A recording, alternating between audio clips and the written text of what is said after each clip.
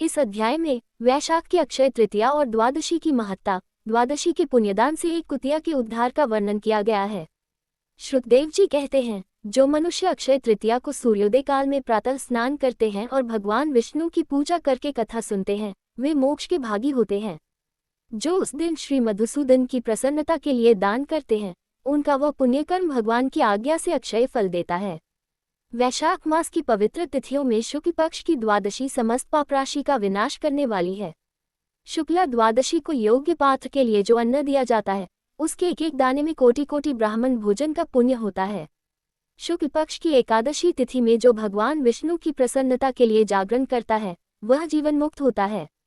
जो वैशाख की द्वादशी तिथि को तुलसी के कोमल दलों से भगवान विष्णु की पूजा करता है, वह समूचे कुल का उद्धार करके वैकुंठलोक का अधिपति होता है। जो मनुष्य त्रयोदशी तिथि को दूध, दही, शक्कर, घी और शुद्ध मधु इन 5 द्रव्यों से भगवान विष्णु की प्रसन्नता के लिए उनकी पूजा करता है तथा जो पंचामृत से भक्तिपूर्वक श्रीहरि को स्नान कराता है, वह संपूर्ण कुल का उद्धार करके भगवान विष्णु के लोक में प्रतिष्ठित होता है। जो सायंकाल में भगवान विष्णु की प्रसन्नता के लिए शरबत देता है, वह अपने पुराने पाप को शीघ्र ही त्याग देता है। वैशाख शुक्ला द्वादशी में मनुष्य जो कुछ पुण्य करता है, वह अक्षय फल देने वाला होता है।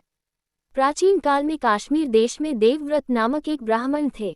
उनके सुंदर रूप वाली एक कन्या थी, जो मालिनी के नाम से प्रसिद्ध थी।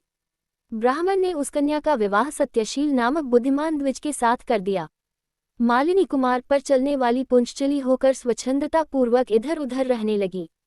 वह केवल आभूषण धारण करने के लिए पति का जीवन चाहती थी, उसकी हितैषिणी नहीं थी। उसके घर में काम काज करने के बहाने उपपति रहा करता था। सभी जाति के मनुष्य जार के रूप में उसके यहाँ ठहरते थे। वह कभी पति की आज्ञा का पालन करने में तत्पर नहीं हुई। इसी दोष से उसके सब अंगों में कीड़े पड़ गए, जो काल, अंतक और यम की भांति उसकी हड्डियों को भी छेदे डालते थे।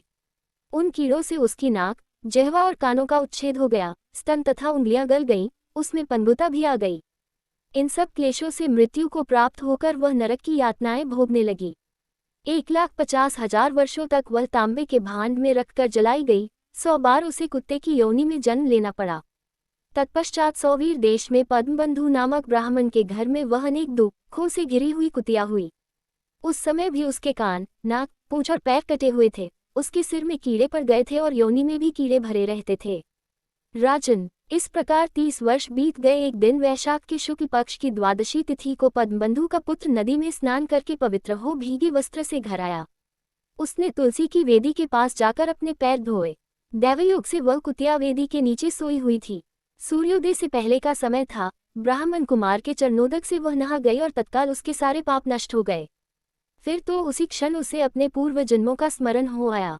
पहले के कर्मों की याद आने से वह कुतिया तपस्वी के पास जाकर दीनतापूर्वक पुकारने लगी, हे मुने, आप हमारी रक्षा करें। उसने पद्मबंधु मुनि के पुत्र से अपने पूर्वजन्म के दुराचारपूर्ण वृतांत सुनाए और यह भी कहा, ब्राह्मण, जो कोई भी दूसरी युवती पति के ऊपर वशीकरण का प्रयोग करती है, वह दुराचारिणी मेरी ही तरह तांबे के पात्र में पकाई जाती है। पति स्वामी है, पति गुरु है और पति उत्तम देवता है।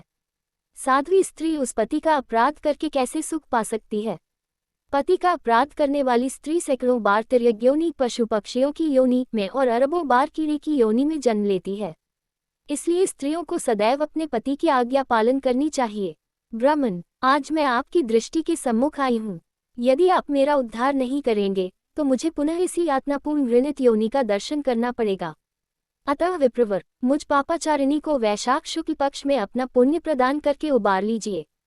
आपने जो पुण्य की वृद्धि करने वाली द्वादशी की है, उसमें स्नान, दान और अन्न भोजन कराने से जो पुण्य हुआ है, उससे मुझ दुराचारिणी का भी उद्धार हो जाएगा।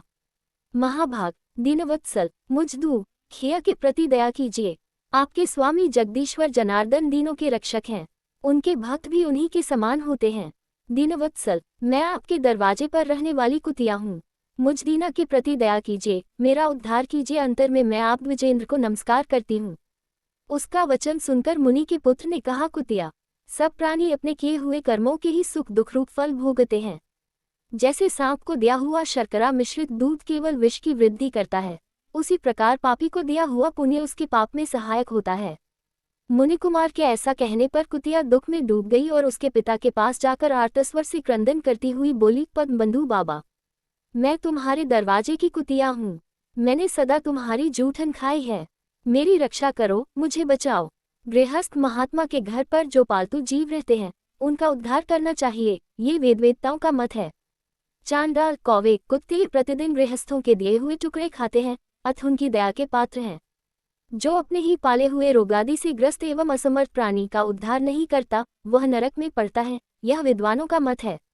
संसार की सृष्टि करने वाले भगवान विष्णु एक को कर्ता बनाकर स्वयं ही पत्नी, पुत्र आदि के व्यास से समस्त जंतुओं का पालन करते हैं, अतः अपने पोषवर्ग की रक्षा करनी चाहिए, ये भगवान की आज्ञा है।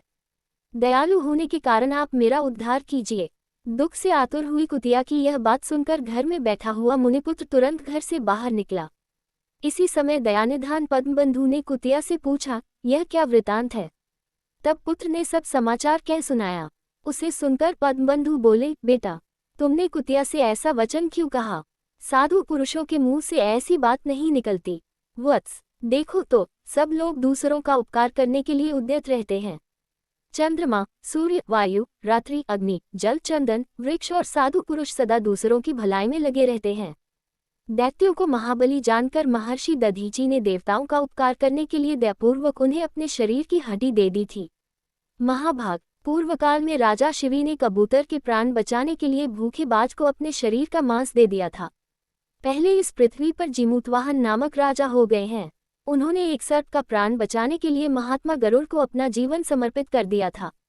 इसलिए विद्वान ब्राह्मण को दयालु होना चाहिए। क्या इंद्रदेव शुद्ध स्थान में ही वर्षा करते हैं, अशुद्ध स्थान में जल नहीं बरसाते? क्या चंद्रमा चांडालों के घर में प्रकाश नहीं करते? अतः बार बार प्रार्थना करने वाली इस कुतिया का मैं अपने पुण्यों से उद्धार करूंगा। इस प्रकार पुत्र की मान्यता का निराकरण करके परम बुद्धिमान पद्मबंधु ने संकल्प किया, कुतिया, ले, मैंने द्वादशी का महापुण्य तुझे दे दिया। ब्राह्मण के इतना कहते ही कुतिया ने सहसा अपने प्राचीन शरीर का त्याग कर दिया और दिव्य देह धारण कर दिव्य वस्त्र आभूषणों से विभूषित हो दसों दिशाओं को प्रकाशित करती हुई ब्राह्मण की आज्ञा ले स्वर्गलोक को चली गई। वहां महान सुखों का उपभोग करके इस पृथ्वी पर भगवान नर नारायण के अंश से उर्वशी नाम से प्रकट हुई।